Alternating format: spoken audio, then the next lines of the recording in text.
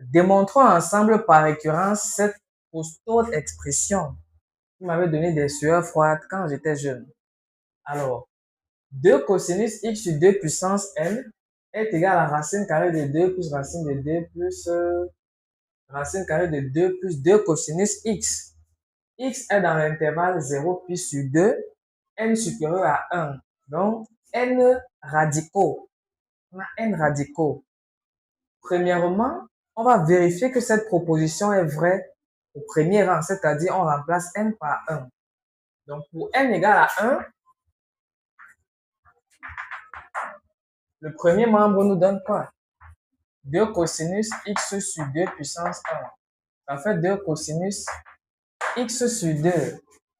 Maintenant, de l'autre côté, n racine. Si n c'est 1, ça fait une seule racine. Donc, j'ai racine carrée de 2 plus 2 cosinus x.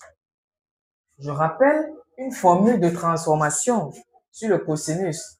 Quand on a cosinus 2 θ, okay, ça nous donne 2 cosinus carré θ moins 1 en partant de la formule du cercle trigonométrique. Et la formule de cosinus a plus b, on retrouve ça. Du coup, si j'ai cosinus x qui est cosinus 2x sur 2, ça c'est cosinus x. Ça nous donne alors 2 cosinus carré x sur 2 moins 1. C'est ça que je vais remplacer dans ma racine carrée. Je trouve racine carrée de 2 plus 2 facteur de 2 cosinus carré x sur 2 moins 1. Du coup, ça nous donne 2 plus 4 cosinus carré x sur 2 moins 2. Et les deux s'en vont. Racine carrée de 4 cosinus x carré sur 2. Ça nous fait valeur absolue de 2 cosinus x sur 2.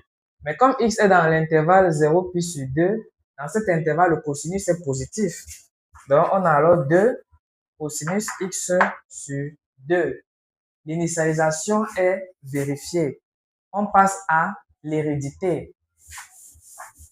C'est-à-dire, on va supposer que pour tout entier naturel non nul, cette proposition est vraie. Et on va démontrer que la proposition est aussi vraie au rang n plus 1. C'est-à-dire que 2 cosinus x sur 2 puissance n plus 1 nous donne racine carrée de 2